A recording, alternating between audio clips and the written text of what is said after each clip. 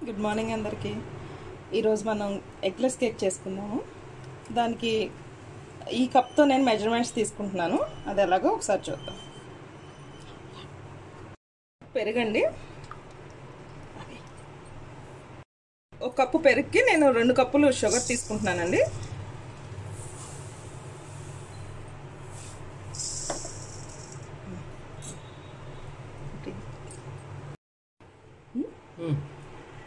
ఈ పెరుగు sugar మిక్స్చర్ని hand గ్రైండర్తో ఇలా నీట్గా మిక్స్ చేసుకోవాలండి.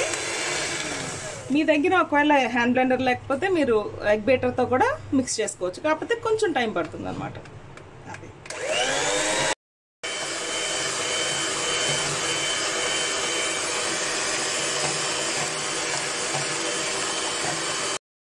ఇప్పుడు దీనిలో 1 కప్పు నెయ్యి యాడ్ చేసుకోవాలండి. మీరు కావాలంటే సన్ఫ్లవర్ ఆయిల్ కూడా వాడుకోవచ్చు అన్నమాట. పెద్ద డిఫరెన్స్ ఏమి ఉండదు.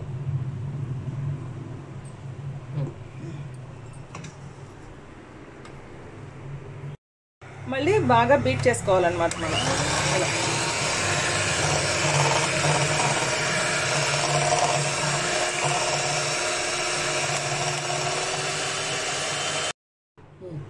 ఇప్పుడు 1 spoon white vanilla essence add చేసుకోవాలండి. ఇది నేను యాడ్ చేసింది వైట్ వెనీలా ఎసెన్స్. మీరు కావాలంటే ఏదైనా యూజ్ చేసుకోవచ్చు అనమాట ఎసెన్స్. ఇప్పుడు మళ్ళీ మిక్స్ చేసుకోవాలి. ఇప్పుడు మనం యాడ్ చేసిన మెజర్మెంట్స్కి 3 కప్పులు మైదా వేసుకోవాలి మనం. దీనిలోనే ఒకసారి 2 కప్పులు baking powder, 1.5 cup baking soda add చేసుకోవాలండి దీనిలోనే. ఇప్పుడు దీన్ని బాగా జల్లించుకోవాలన్నమాట మనం.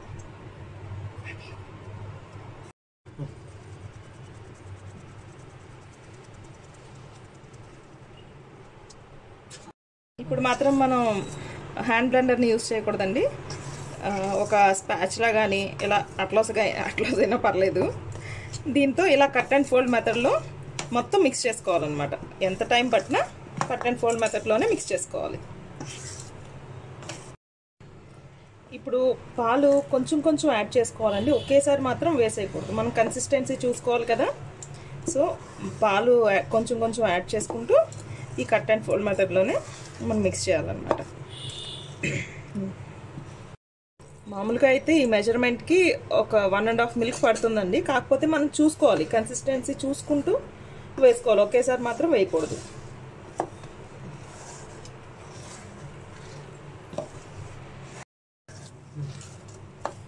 ఇదిగోండి అయిపోయింది. ఇదిగో ఈ కన్సిస్టెన్సీలో రావాలి. మీకు తెలుస్తుందా?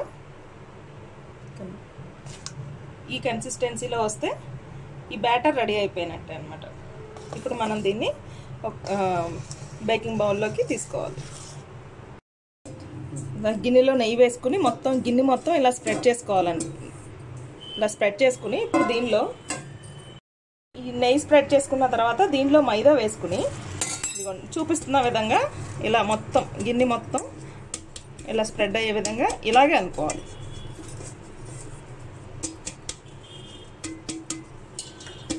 ఇలా చుట్టూరు వచ్చే విధంగా ఇలా అనుకుంటూ ఉండాలన్నమాట. మొత్తం స్ప్రెడ్ చేసుకున్నాక మనం బేక్ చేసే బౌల్ ఇలా వస్తుందన్నమాట. ఇప్పుడు దీనిలో కేక్ బ్యాటర్ని వేసేసుకోవాలి.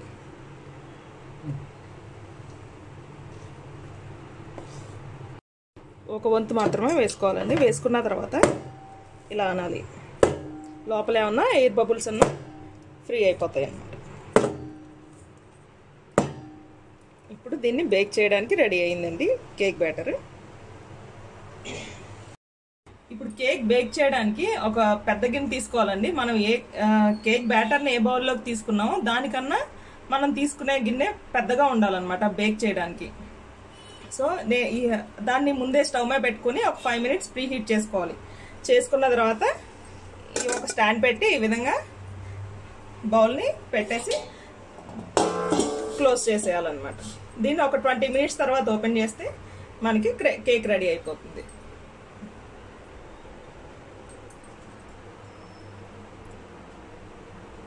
ఇది బేక్ అయిపోయిందండి.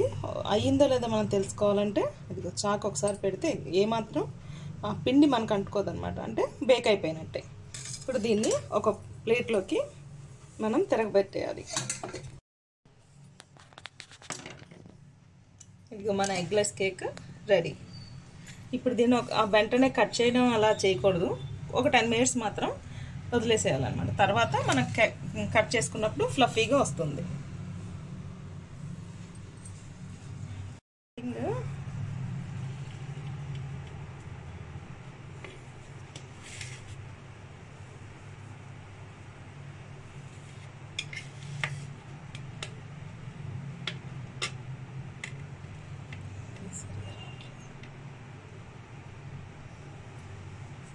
చక్కగా స్మూత్గా స్పంజీగా వచ్చింది చూడండి. So tasty cake. Thank you అండి. లైక్ మీకు ఈ వీడియో నచ్చితే లైక్ చేయండి, షేర్ చేయండి, సబ్స్క్రైబ్ చేయండి. Thank you.